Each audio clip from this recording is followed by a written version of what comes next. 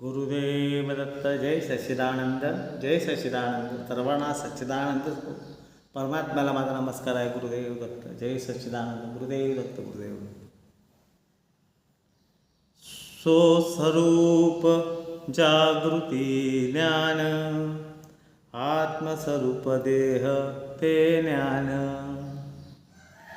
स्वस्वरूप जागृती ज्ञान, आत्मस्वरूप देह ते ज्ञान. हे आपल्या ध्यानचा जे विषय जो आहे तो आपल्या त्या स्वरूपात मी कसा राहील. खरंच स्वरूपाचं ज्ञान मला होणं गरजेचं आहे.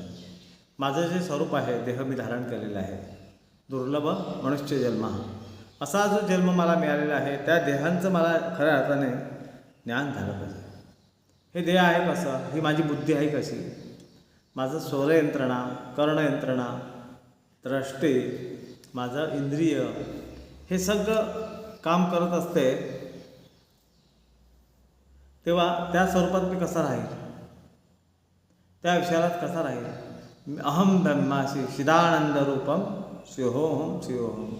मी त्या चिदानंद स्वरूपाचा भगवंत स्वरूप मी आहे. अहम ब्रह्मास्मी तत्त्वमसी अहम ब्रह्मास्मी. हे जे तत्व आहे तो मी ब्रह्मस्वरूप आहे. मग मी ब्रह्मस्वरूप असेल तर मी कसं असलं पाहिजे. ज्या स्वरूपाचं ज्या स्वरूप आहे त्या स्वरूपाचा मी आहे. मग तो स्वरूप आणि मी स्वरूप कसं आहे.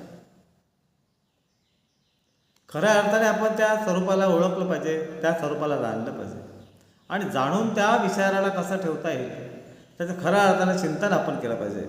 म्हणून इकडे खाली सांगतात आत्मस्वरूप देह तो ज्ञान. हे आत्मस्वरूपाचं ज्ञान होणं फार महत्त्वाचं आहे. मग ते आत्मज्ञान मला होईल कसं. मग माझी बुद्धी, माझा विचार, माझा चिंतन, माझा व्यवहार हे माझं कसं असलं पाहिजे. माझ्यात उठणारे विकल्प किंवा माझ्यात उठणाऱ्या क्रोध, लोभ, माया, इच्छा यांना मला कसं ठेवता येईल. या विचारांना व्यवस्थित ठेवता आलं पाहिजे. तेव्हा खऱ्या अर्थाने आपल्या स्वरूपाचं ज्ञान आपल्याला होईल. माझी दृष्टिकोन, माझा भाव, माझा चिंतन इतकं निर्मळ असलं पाहिजे का कुठलेच त्याच्यामध्ये असे विकल्प असतात ते उठून न देणे. ते खऱ्या अर्थाने आत्मस्वरूप देह कुरुकुरु आत्मस्वरूपा ओम आत्मस्वरूपा कुरुकुरु स्वाहा. मी त्या स्वरूपाचा मी आहे. मग मी त्या स्वरूपाचा आहे, तो दुसरा असणारा तो पण त्या स्वरूपाचा आहे. हे ज्ञान होणं फार महत्त्वाचं आहे. अहम ब्रह्मास्मी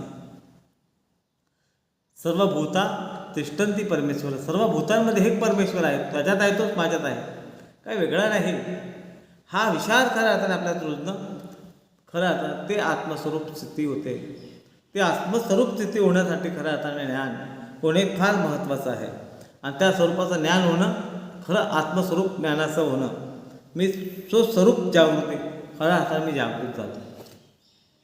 मला जागृती व्हायचं आहे, त्या स्वरूपात मला राहायचं आहे. मग मला राहायचं तर मी कसं असतो पाहिजे. माझा व्यवहार, माझी वाणी, माझी पाहण्याची दृष्टी ही फार स्वच्छ आणि निर्मळ असली पाहिजे. हे माझ्यात गुण येणं म्हणजे खऱ्या अर्थाने आत्मस्वरूपाचं ज्ञान झालं असं होणे होय. म्हणून त्या आत्मस्वरूपात आपण राहिलो पाहिजे. त्या स्थितीतच मला राहता आलं पाहिजे. कुठेच मला विकृत विचार माझ्यात नाही आले पाहिजे. केव्हा होईल तर सतत सतत सतत सतत त्या विचाराने राहू, तेव्हा त्या स्वरूपात होऊन जातो. गुरुदेव दत्त.